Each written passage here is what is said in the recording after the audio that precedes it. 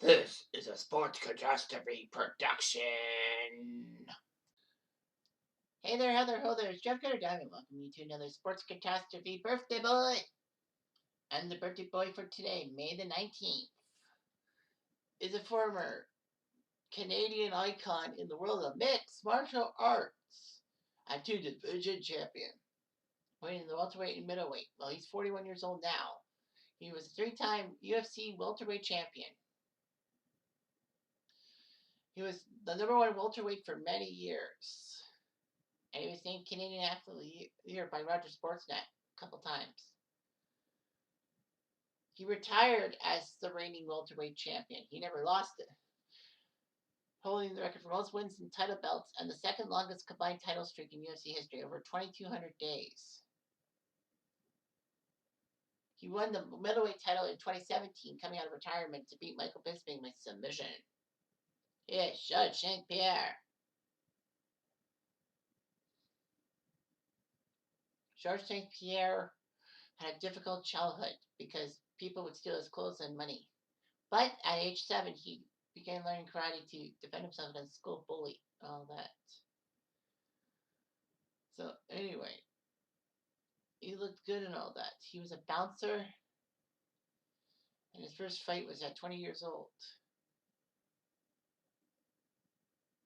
Saint Isidore actually had a 136-kilogram bronze statue of him, of Georges St. Pierre and all that.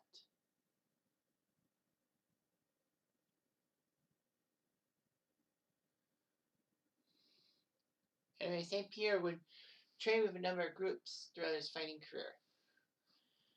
Before he fought BJ Penn in UFC 58, he trained at the Renzo Gracie Jiu-Jitsu Academy in New York City, getting a brown belt. He would get black belt in Brazilian Jiu-Jitsu just a few years later in 2008. So he made his debut at UFC 46, beating Caro Parisian by unanimous decision.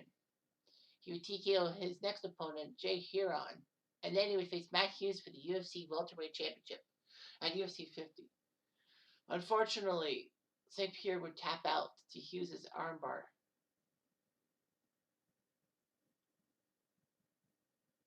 So St. Pierre did a lot of things.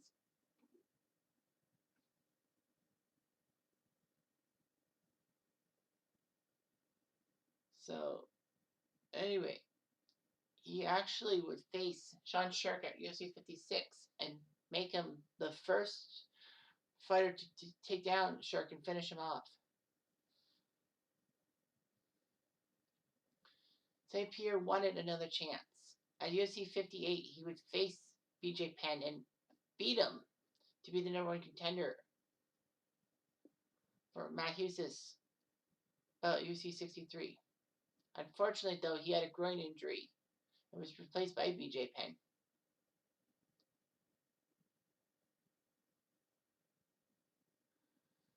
So, anyway, he was in the Ultimate Fighter 4, the comeback as a trainer. So, anyway.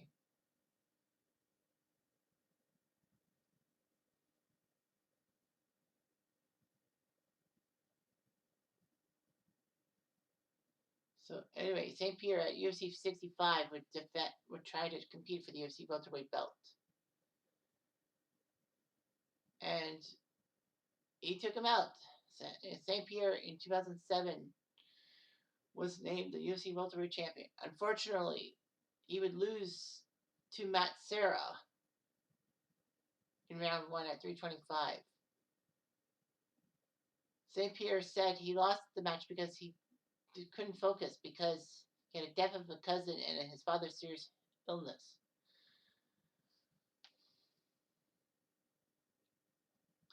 But St. Pierre would come back and all that.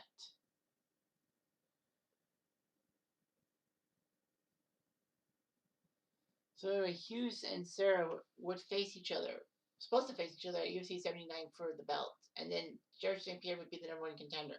Unfortunately, Serra had to pull out because of a back injury, and because he was the champion, his belt was vacated. So it was Hughes versus St. Pierre. And for the welterweight belt. Hughes could not do any offense whatsoever. St. Pierre gave a straight armbar with 15 seconds left in the second round, and guess what? He's the champion. He would face Matt Serra in Montreal at UFC 83, April 2008, the first time that Canada had a UFC major event. St. Pierre was easy. He would deliver several knees to Serra's midsection, and Serra was gassed. Game over. And Georges St. Pierre unified the welterweight belt. He would go on a roll. And all that.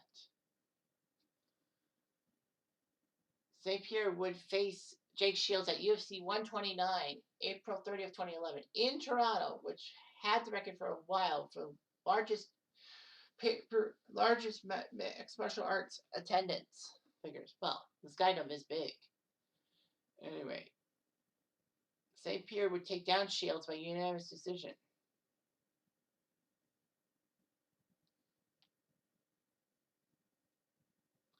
So anyway, George St. Pierre was a hero and all that.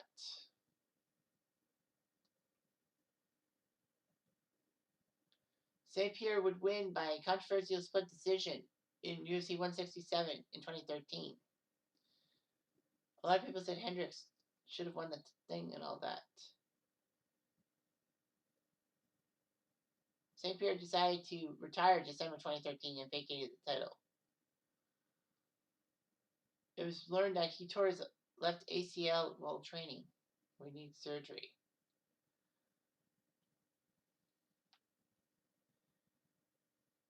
Anyway, the huge thing was that St. Pierre would face Michael Bisping for the middleweight belt and all that.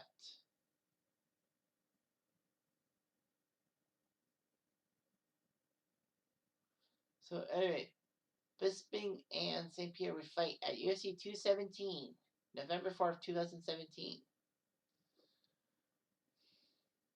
And through technical submission, St. Pierre won the belt, being the middleweight champion, and with his welterweight belt being the fourth person in UFC history to win a championship in multiple divisions.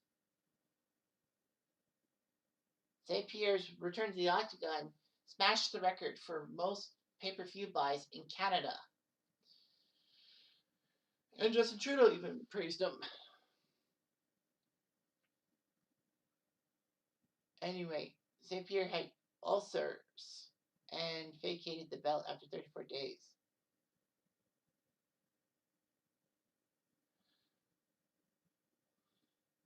So, St. Pierre unfortunately didn't know if he could fight, but he decided to make his official retirement in February of 2019.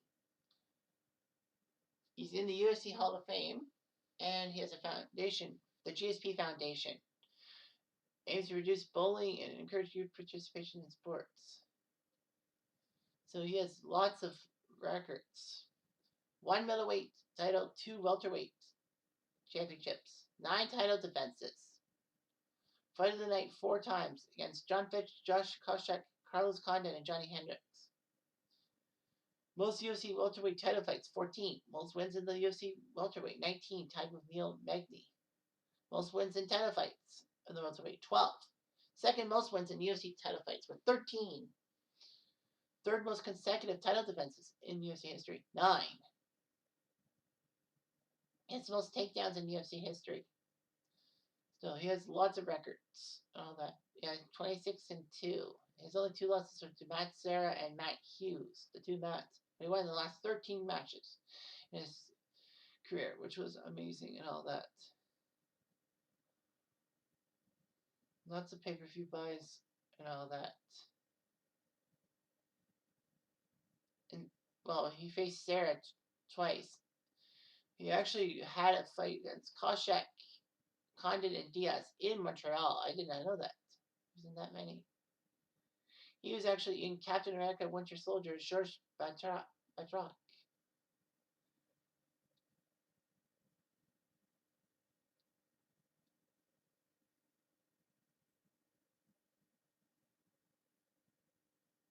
So yeah, he was in The Falcon and the Winter Soldier. So yeah, George St. Pierre had a great career as a Canadian icon. You can bet on it. Anyway, I'm Jeff Diamond. I do.